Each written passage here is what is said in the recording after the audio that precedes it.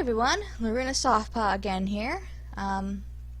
So this is going to be my first episode of gameplay footage, and I'd like to thank those who have stuck with me from the last two videos. If you haven't seen the last two videos, then, you know, it's not mandatory to follow along with my gameplay, but, you know, I appreciate it because I worked very hard on it, if you would check those out. So, we're going to get in here. Hang on. Okay. CD. See, I did some key rebindings, so I'm trying to remember which keys I mapped to what. It's a pain in the butt when I'm trying to type things, but, whoops. It's a pain in the butt when I'm trying to type things, but, you know, when I'm playing the game, it's gonna be a lot easier to deal with. Best techniques are passed on by the survivors. Some wise advice. Definitely some wise advice. Okay, so, story time. For centuries, different factions battled in petty wars and border conflicts until Second Era 896, Tiber Septim crushed all those who opposed him and took control, proclaiming himself as emperor. Still, the bitter years of war had its effect on the populace. The name Tamriel, Elvish for Dawn's Beauty, yeah, one of the biggest problems with the text here is that it goes by really, really fast. But basically, in Elder Scrolls Online, that all takes place during the Second Era, with the factions, you know, warring with each other. So, it is said that hope flies on death's wings. Prepare then, for as the Elder Scrolls foretold... Oh, jeez. That gives you, like, no time to read anything. Okay, so, we're gonna start a new game, obviously. So, you can pause the video and, you know, read the story bits because they tend to go by a little faster than I can read. So, basically the Emperor has been summoned by this wizard named Yeagar Tharn, who betrayed him and sent him to a completely new dimension. I'm not sure why he didn't just kill him, because, you know, he's just trying to take the throne. So, you know. So then his apprentice tried to warn the Elder Council, but she got killed. She died. So then he took all of his servants and turned them into monsters.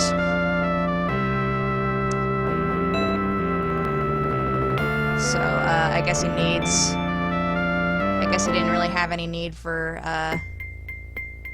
you know, servants to clean his castle and stuff. So, there are two ways to get your class generated. Well, you can generate it by answering a bunch of questions, or you can select it from a list. And I'm probably just gonna end up selecting it from a list, but some of the questions can be kind of funny, and they're randomly selected, so I could see a few that I haven't seen before, so, we're just gonna go through some of the generated classes you can get. So 10 questions will be asked that will determine the path of your destiny. Use the A, B, or C keys to answer the questions. Alright. You're at weapons practice with Arms Master Festal, who's very old now, but takes his teachings very seriously. In fact, we have heard him comment that it is all he has left in life. Today he has ceaselessly taunted you at every mistake. Finally, he asks you to attack him with the same technique you just did, in an effort to show you the proper execution. Do you... I think I know where this is going. Do the technique just fast enough so that he can block it, knowing that it is more important to allow the master to retain dignity regardless of personal feelings.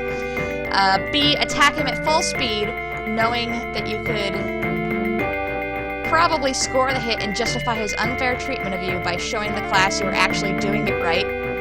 Or C. Refuse and leave practice, unable to compromise your anger with his dignity and realizing that whatever course you choose would cause you to lose respect for either him or yourself.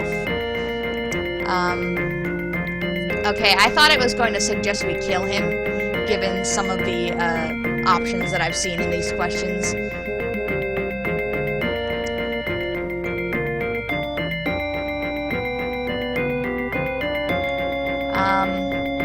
So, attacking full speed, knowing you'll probably score the hit and justify his unfair treatment of you.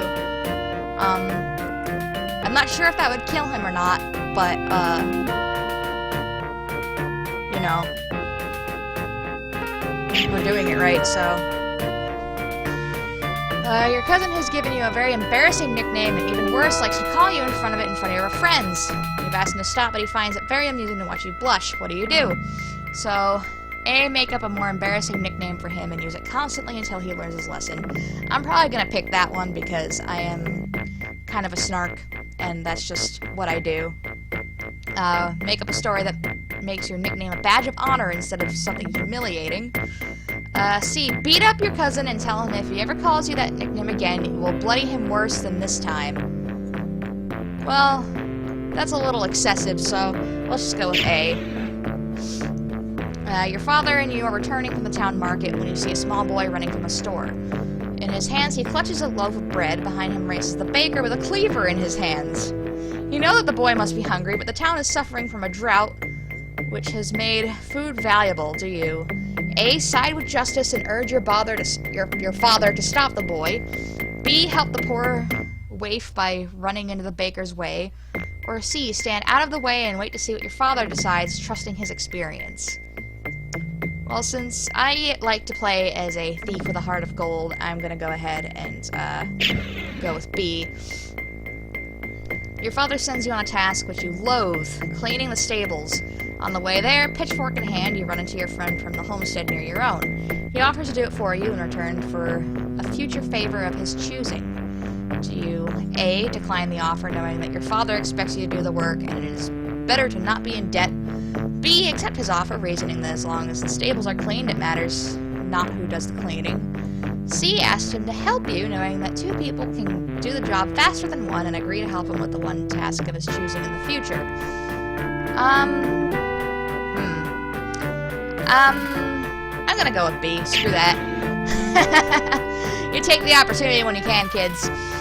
A good friend of yours is in love with a girl from a neighboring village, and a girl who barely knows him. He is extremely shy and inexperienced, and he pleads for your help. Would you suggest he A, go to her immediately and declare his love? If the relationship is to be, he needs to be honest from the start. You offer to accompany him to a village for support. A little too straightforward. Find more about this girl and using any contact he can find in her village. He will not be so shy if he knows something about her. Maybe even find out she's not the right girl for him. Well, that's a little stalkerish, so maybe not that one. C, help him write anonymous love letters and poems to see her reaction without needing to force her to face her directly. If the reaction is favorable, he can talk to her friends in the village and arrange an accidental meeting. All three of these are kind of creepy to me, honestly, as a girl.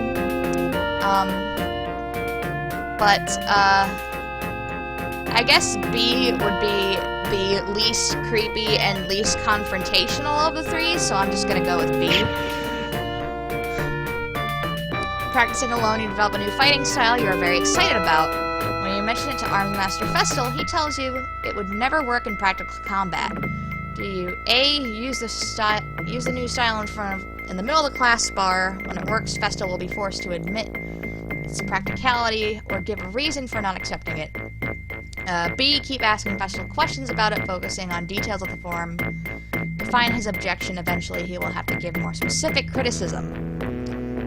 Or C, accept his word without question. He knows thought style when he sees it, better not to waste her. Well, ask him why. I mean, jeez, like... I mean, I'd probably just,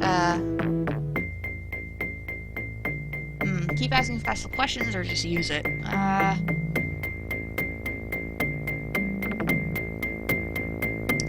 You know, if he's gonna be, you know, a jerk about it, I'm probably just gonna say A. While exploring the woods with two other adventurers, you come across a small abandoned hut that seems to have once belonged to a mage. Looking through the window, you see the remains of a laboratory, many potions and scrolls still on the shelves. A fighter named Giotina, okay, who thinks you a cowardly sort, suggests breaking into the shack and exploring. Another fighter named Hunard suggests going to town and find out more information. You advise... Oh, I'm breaking in there, man. I'm a thief. Going to town, they're more familiar with the area and have more important information. Whatever. B, breaking into the shack, but leaving... Dang it, I hate this scroll. Breaking into the shack, but leaving one person on the outside in case something goes wrong. You should investigate new things, not run away from them. Yes. Daring Giatina to go first. If there's a trap, she can trip it, and you and Hunard can go in and explore at your leisure. I'm gonna go with C, because I feel like, you know, if this person's being a jerk, then, you know, they should just go bumble in for me, so... Ha! Your father tells you one night the story of his battle at Bourne Valley, where his men had routed the enemy. They would have captured them all if not for the brave sacrifice of a young sergeant on the opposing side, who held a pass long enough for his men to retreat to safety. He had done so knowing that it would cost him his life.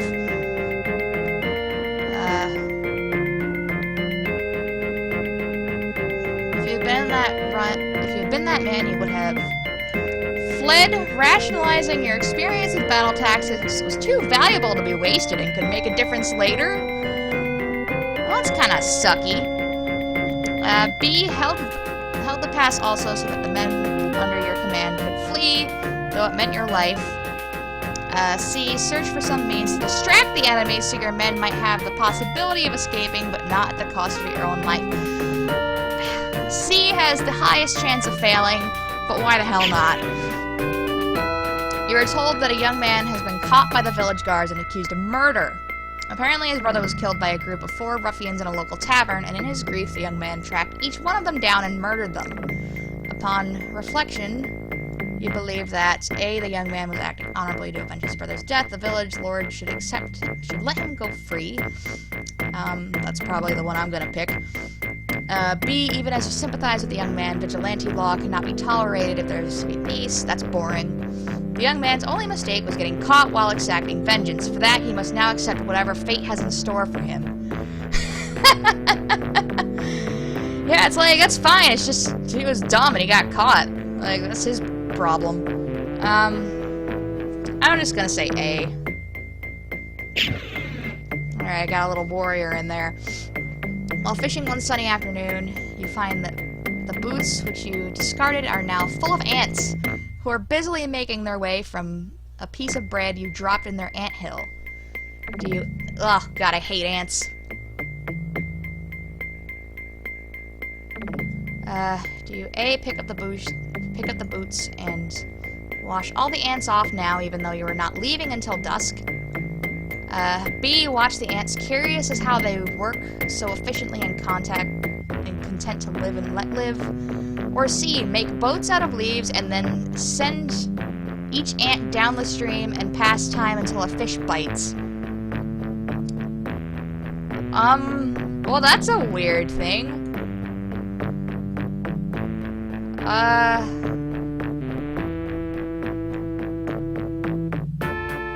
I'm probably gonna do that one, because, you know, I'm fishing, why not?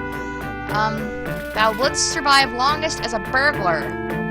Wilt thou accept this as thy destiny? Well, the difference between a burglar and a thief is that the burglar can, pick locks a lot more easily than a thief can.